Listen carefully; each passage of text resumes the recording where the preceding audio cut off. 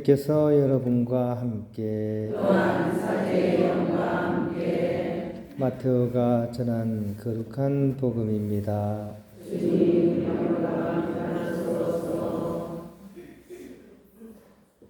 그때 예수님께서 군중에게 말씀하고 계시는데 그분의 어머니와 형제들이 그분과 이야기하려고 밖에 서 있었다.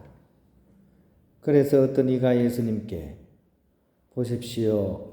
스승님의 어머님과 형제들이 스승님과 이야기하려고 밖에 서 계십니다 하고 말하였다. 그러자 예수님께서 당신께 말한 사람에게 누가 내 어머니고 누가 내 형제들이냐 하고 반문하셨다. 그리고 당신의 제자들을 가리키시며 이르셨다. 이들이 내 어머니고 내 형제들이다. 하늘에 계신 내 아버지의 뜻을 실행하는 사람이 내 형제요 누이요 어머니다. 주님의 말씀입니다. 그리스도님 참여합니다. 평안을 빕니다. 날씨가 엄청 쌀쌀하죠?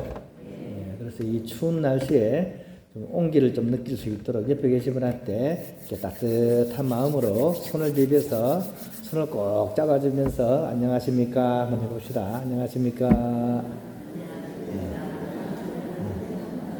또 이렇게 냄새 맡고 이러지 말고 손을 잡아주라고. 꼭 이렇게 하라 그러면 꼭 냄새를 맡는 분이 있어. 예. 오늘 성모님의 그런 자은 기념일을 오늘 우리가 이렇게 보내고 있습니다. 그 전에 오늘 복음 말씀을 좀 묵상하면 좋을 것 같아요. 예수님 시대 때 그런 이스라엘 사회는 사실은 우리 옛날로 생각하시면 돼요. 가족 중심의 그런 공동체 문화였습니다. 대가족이죠, 그죠?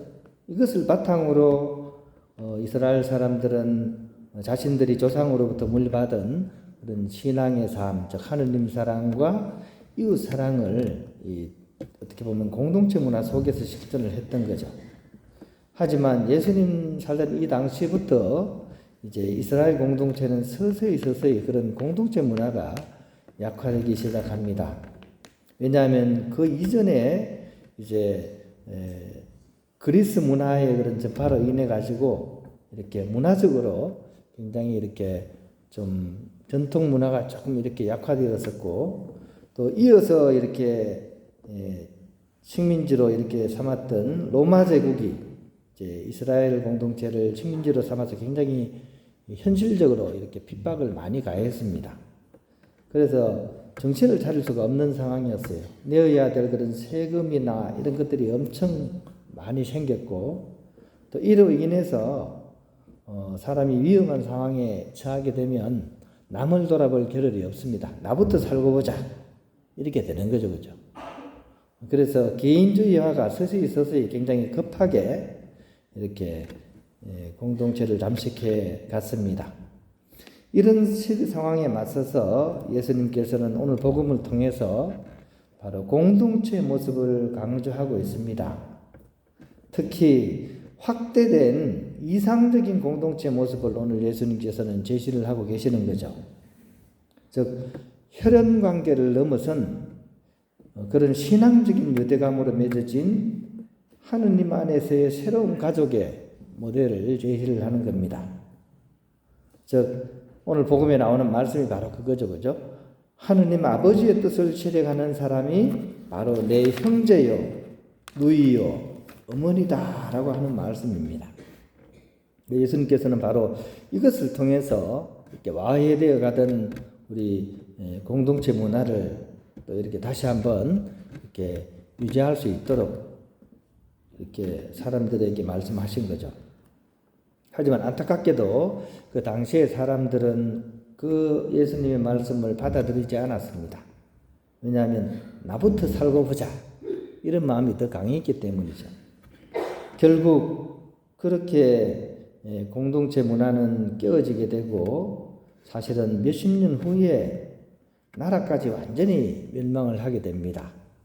그리고 이스라엘 민족은 그때부터 거의 2000년간 나라 없는 서름을 정말 톡톡히 겪었습니다. 항상 모든 사회는 위기에 처했을 때 희생양을 찾습니다. 주로 유럽 사회에 있어서 그죠? 이스라엘 사람들은 그런 입장이었죠, 그죠? 유럽에서 어려움이 있을 때마다 그냥 학살당하고 그런 속죄양처럼 마치 그죠? 그렇게 공동체가 이렇게 와해되고 나라가 없어지다 보니까 그런 어려움을 톡톡히 겪었습니다. 오늘날 우리의 모습도 사실은 비슷하지 않나 하는 그런 생각을 해봅니다. 우리 시대는 바야흐로 개인주의 시대가 이렇게 다가왔습니다. 뭐 이렇게 사회는 말할 것도 없고 교회 공동체마저도 사실은 뿔뿔이 또 각자의 그런 생각과 이득을 위해서 이렇게 모이는 경우가 많습니다. 그리고 실제로 우리가 그런 일을 겪을 때마다 그 실망감은 밖에서 겪는 것보다 사실 더 크죠, 그죠? 어떻게 신앙인한테서 이런 일을 겪어야 되는가? 그죠? 실제로 우리 교회 안에서 그런 일들 많이 벌어집니다. 그죠? 믿었는데 오히려 그 사람이 나를 속여가지고 이렇게 자신의 이득을 취하고 또 갚지도 않고 도망가 버리고 그죠? 그러고 나서도 얼굴 들고 또 성당이나 교회 또 나오죠, 그죠? 그런 거 보면 우리의 상처는 더 큽니다. 오늘 복음에 보면 예수님의 이 당부, 우리는 과연 어떻게 해야 실현할 수 있을까? 오늘 우리가 기념하는 복되신 동정 마리아 자흥 기념일, 이것을 통해서 우리가 기억하는 성모님의 그 모습을 통해서 우리는 이렇게 그 방법을 찾아갈 수 있지 않을까 하는 생각을 해보았습니다. 자흔 기념일이죠, 그죠? 자흔이 뭡니까? 자신을 봉헌하는 것이 자흔입니다. 공동체가 공동체에게 하는 것은 저마다 개인주의화가 되려는 그런 상황 속에서 나를 내어놓고 그래도 하나가 될 수 있도록 하는 그런 봉헌이 그 안에 있을 때 비로소 그것을 기반으로 해서 하나가 되어갈 수 있는 거죠. 특히 드러나지 않게 공동체를 위해서 자신을 내어놓고 봉헌할 수 있는 사람, 그런 사람이 있어서 모두가 도움을 얻고 공동체는 활기를 지니게 된다는 것입니다. 다른 말로 이 삶은 숨은 성인의 삶이라고 하겠습니다. 우리 뭐 운동 경기도 마찬가지죠. 지금 한국 지금 축구도 그렇고 야구도 그렇고 지금 국제 경기에서 지금 계속 부서지고 있죠, 그죠? 지금 그래서 그런 거 좋아하시는 분들은 굉장히 실망감이 클 겁니다. 스포츠를 통해 가지고 오히려 국민들이 힘을 얻고 해야 되는데 오히려 스포츠 때문에 더 이렇게 마음이 아픈 경우를 많이 겪게 됩니다. 여러 가지 이유가 있겠지만 지금 한국 그런 운동선수들에 있어서 제일 큰 문제는 이렇게 뭐라 그럴까요? 이렇게 조직력이 좀 많이 약화가 된 것 같아요. 개인으로 보면 뛰어난데 그거를 다 이어줄 수 있는 어떤 그런 부분들이 많이 약화되어서 그렇지 않나 하는 그런 생각을 해봅니다.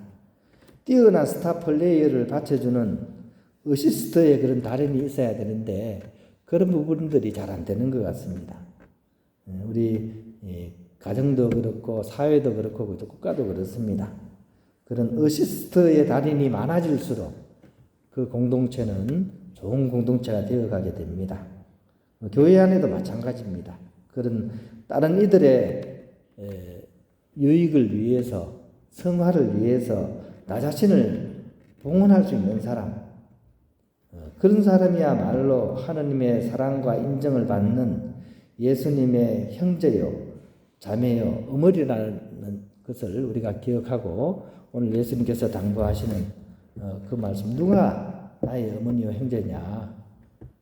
하느님 사랑과 이웃 사랑의 마음으로서 나 자신을 봉헌할 수 있는 사람, 그 사람이야말로 주님의 형제요 자매요 어머니라는 사실을 우리가 기억하면 좋겠습니다.